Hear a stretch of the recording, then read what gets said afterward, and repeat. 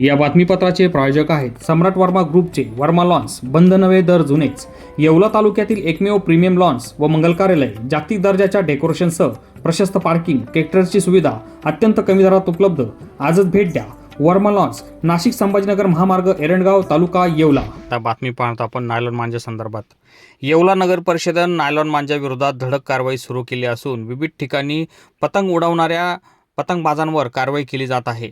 येवला नगर परिषदेत मार्फत नायलॉन मांजा विरोधात मोहीम तीव्र करण्यात आली असून कुंभार गल्ली, पिंजर गल्ली तसेच नांदगाव रोड या परिसरामध्ये मोठ्या प्रमाणात नायलॉन मांजा जप्त करण्यात आला आहे.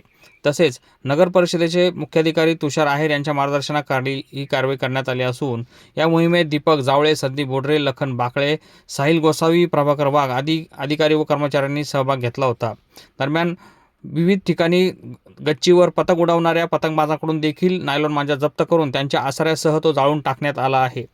तसेच याप्रमाणे सूचना देण्यात येते की जो कोणी नायलॉन मांजा वापरेल अथवा विक्री करेल त्याच्यावर कठोर कारवाई करण्यात येईल असं आवाहन पोलीस व प्रशासनातर्फे करण्यात आलं आहे. SK9 येवला न्यूजसाठी ब्युरो रिपोर्ट येवला.